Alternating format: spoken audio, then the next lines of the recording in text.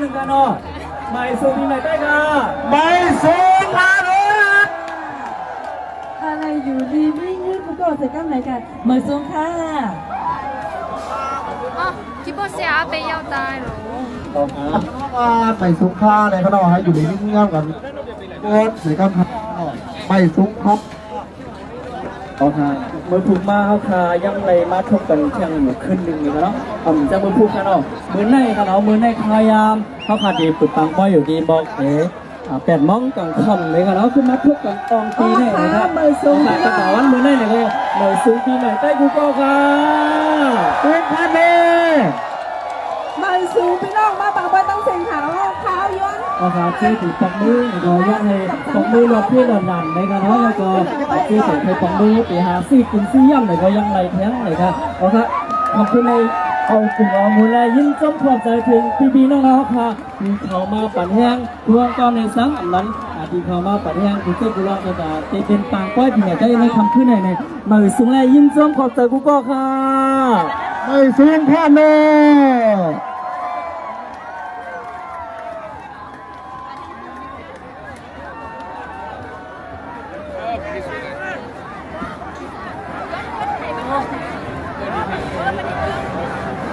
ค่ะมือสูงค่ะพี่น้องเหรอวันกันมือลอยๆค่ะมือพุ่งมากขึ้นมาปั่นแห้งแทนค่ะหน้ามือสูงตั้งเสียงค่ะค่ะ เอาค่ะยินชมขอบใจถึงหนุ่มให้ใจยิงกูก็เสียมก้ายอีปลาพวงก็ค่ะกูก็กวนเลยจุ้มจ่อยเตื้อพาหงแห้งมึงตะกุ้งเนี่ยค่ะเนาะอยู่ตั้งไกลแล้วก็มาปัดแห้งทำขึ้นได้เลยมือลอยๆเนี่ยค่ะเนาะมือพวกค่ะขึ้นมาทบกันแข่งทำขึ้นนึงเนี่ยอย่าลืมค่ะเนาะผู้ห้องก็มาค่ะก็ยังไปตาดีมาบนใจเป็นพี่น้องขอแทงทำขึ้นดูอยู่นี่ครับเอาค่ะเอาเลยสินั่งอันก้าเลยค่ะเนาะมือพูดมากกันวันเลยครับพยายามต่อวงเขาพยายามเตะวีเพียงการแห่นหรือแห่นก้านเลยค่ะเนาะห้องว่ากับซ่อมสารกันเนาะดูซ่อมสารเสียมก้าเลยครับพยายามเกาโมงในสังวาพี่น้องเขาใครมาหรือมาก้านเลยก็อย่าลืมค่ะมาผูกเกาโมงเขามาทบกันที่อองตีต่างก้อยปีใหม่ใกล้ปีใจส่งเงินกลับไป17 ดีปีอองตีนวมินซอย72เลย70นะครับเนาะปีนึงเลยครับ ค่ะย้อนประกาศกระเป๋าขายเนาะประกาศ ไปสูงค่าแล้วเนาะพี่น้องมาปล่อยของกูก็ค่ะเนาะมีแบบขึ้นใส่หายคาอยู่เหมือนเวทีนะครับเพื่อนก็หลายหุ้นจ้าก็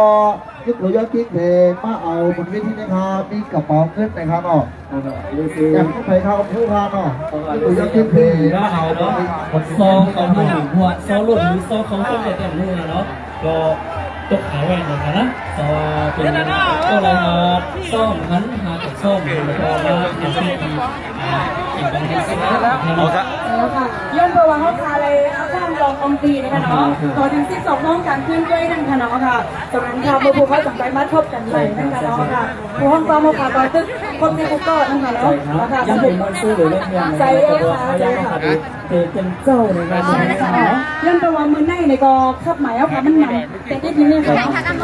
กวนกูลองกับตัวเป็นอองปีใหม่สิงก้าเลยก็น้อยย่ำนั่นแหละแต่สังว่าเขาคาเลยที่เปินกว่าสีเตี้ยสีลอง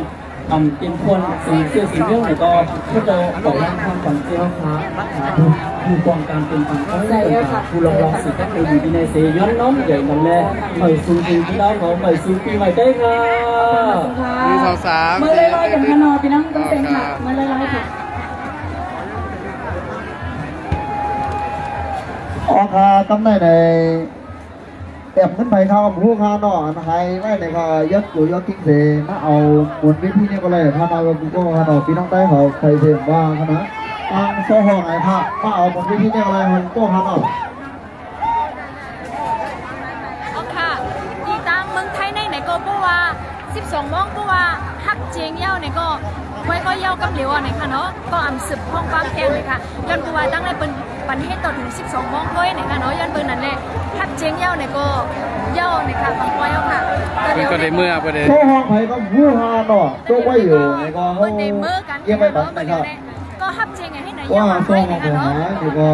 เมื่อกันเย้า เอาบนเวทีนี่ก็เลยค่ะเนาะ ค่ะ ไอ้เพียงก็ค่ะพูดในมือไหนช่วยตรวจสอบด้วยพี่ตูครับว่าห้องไผ่ต้องหายแล้วก็ให้ขึ้นเปล่าขึ้นในก็ต่อ ก็เพิ่นจะอะไรแบบ เพราะว่า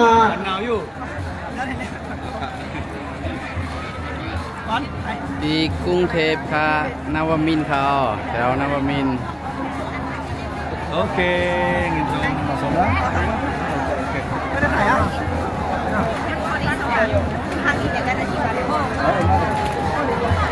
ออกค่ะของวงออกค่ะเนาะของมองซื้อออกค่ะเนาะย้อนหน่อยค่ะย้อนเอาค่ะเนาะให้ขึ้นบันในค่ะเนาะผู้ผู้กัวห้ำในเฮ็ดในแท่งในค่ะเนาะของมองซื้อออกค่ะย้อนขายเอาย้อนให้ยึดบันนี้กันยึดขึ้นบันไหนกันค่ะเนาะอ๋อแอบหนังได้แอบได้เป็นแอบเงินแต่แอบเงินคณะเป็นแอบเครื่องสำอางในค่ะเนาะของใครก็หมูค่ะของคนยิงค่ะนะของใครต้องขายก็เอาอะไรขนาดเหมือนวิเทียนนะครับไปส่งกันนะครับเป็นขึ้นของขนาดแอบเครื่องของอาร์แอบตาบุญแอบตาแอบหูค่ะนะของผู้หญิงเขาก่อนเอาหูค่ะเขาคนใจค่ะเนาะ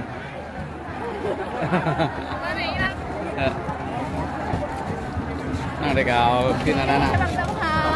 ดีกับที่เราต้องทำ กักโซ่หูใจในข้อนอกกักโซ่หูใจเพิ่มพูดตัวขายนั่นเอง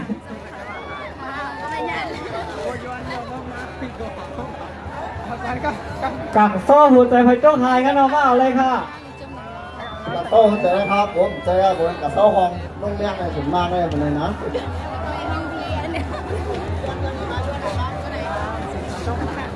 กระโต้ห้องใครก็หูค่ะเนาะก้อนต้องขายเมื่อกี้บอกค่ะนะเหมือนเรื่องแบบของอ้างในค่ะเนาะของใครหูค่ะนะก้อนที่เจ้าก็มุกพักใครต้องขายก็หูตัวขึ้นมาเป็นอะไรค่ะเนาะก็ค่ะเนาะ ก็เข้าห้องได้ในมาตามหาตีเวทีเอาค่ะเนาะ ใจแรงปากเขาเป็นกุ้งเจี๊ยบใบปันในค่ะเนาะในบางก้อยในจะเลี้ยงปางในนี้เลยค่ะเนาะแล้วก็นั่นคงมา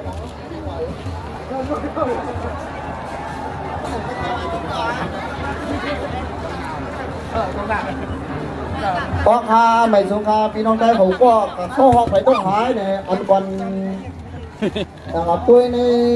โถมันก็ตัวในท้องอะไรมันตัวไปตัวอะไรน่ะมันมีกับท้องก็ต้องหายเลยครับกับท้อง มันจะอันนี้นะได้อะไรหรอก แล้วทำป่างห้องอะไรห้องสอยก็ได้ บนนอนห่วงได้ในนอนนุ่งเลี้ยมในคณะห้องพักก็มีไว้อยู่ในคณะ พี่น้องได้ตัวดีๆกับซอเฮิร์นกับซอสิงเกกับซอกานะเดี๋ยวมือในก่อนด้วยถึงดีๆค่ะนะอย่าไปลืมค่ะทางสติกันในก็ลืมเก็บอะไรยังก็มากถามว่าไอ้ใหญ่ๆน้ำค่ะถามมากขึ้นนะเงินมังค่าเนาะเก็บมาถามว่าวิธีเนี่ยค่ะเนาะเข้าขาขับเก็บบัตรเลยปียาได้เบิกกินบวชได้ก่อนมาผักอะไรค่ะมาเก็บอะไรนะเข้าขาใจกินบัตรเลยกากซอกก้าได้หมอฮอกอ่ะจริงแก่ได้หมอฮะตัวดีๆงามเลยผักพูดถ้วยก็อะไรนะไม่ข้ามไม่ไปเขา ก็ข้ามไปสูงครับกูก็ขนมไปเป็นชาวแล้วก็มาผักวัตถุเดียววิธีนี้ก็เลยขนมก็เป็นชาวในผักไว้ที่ผักเบอร์โทรก็เลยถ้าผักได้เลยก็ข้าโป้เขากูก็ขนมเจ้าไม่ลุกไม่ล่างในกูลูกเขาหายกันบอกมือเงินขึ้นมาตลอดนี่เจ้าเพื่อนเขาไปไว้ดีเพื่อนก็ห้อมผู้ขายเนาะ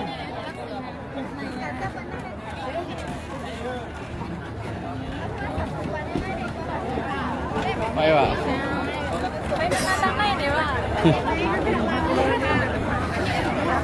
เอาค่ะ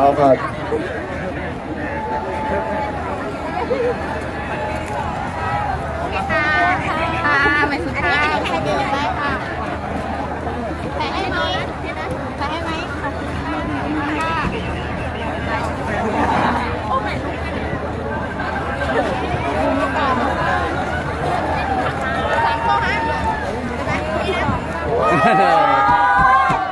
เป็นบอดเป็นหมดอ่ะ เอาค่ะ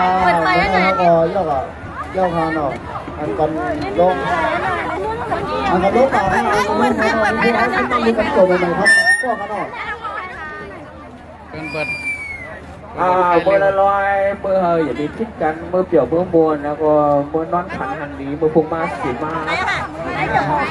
อันนี้เดี๋ยวพี่ไทยกับพี่ทำหน่อยทำหน่อย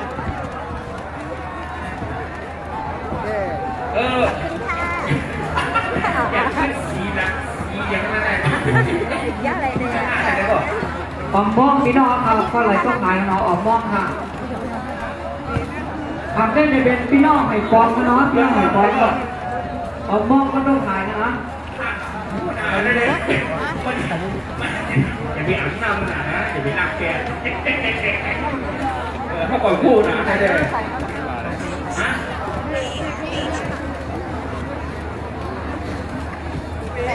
พี่ต้องขายเสื้อเชียงอ่ะอ้าว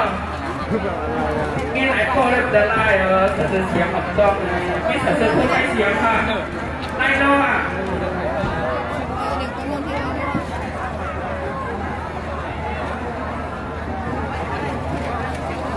อีกเรื่องพี่น้องไทยเราผมมาตัดสินด้วยถึงกันเนาะเมื่อในวันผมมาประมาณ100นะครับผมมาเกี่ยวกับจากบ้านเดิมยังไม่ได้นะยืนตรงกันนะก็เหมือนตรงพี่น้องไทยคือใกล้ทำเหมือนตรงนะคุยอะไรคุยเกี่ยวกับ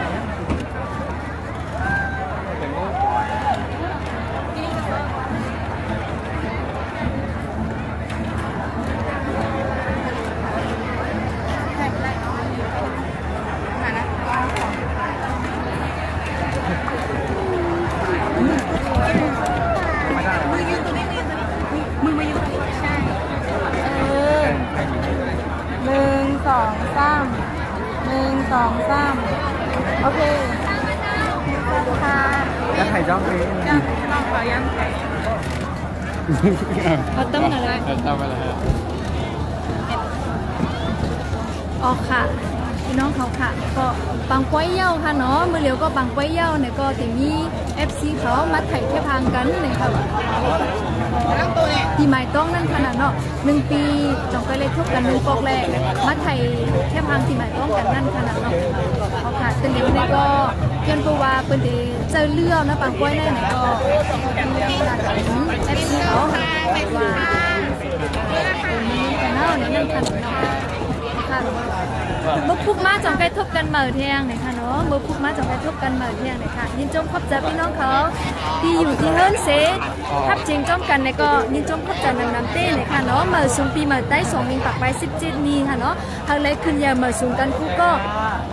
เหตุการณ์สังก็อะไรขึ้นยาเหมือสูงปัตตาไปตั้งไหนก็ให้รถเพกันเหตุการณ์สังไหนก็ให้ไรมีน้ำเนี่ยค่ะเนาะ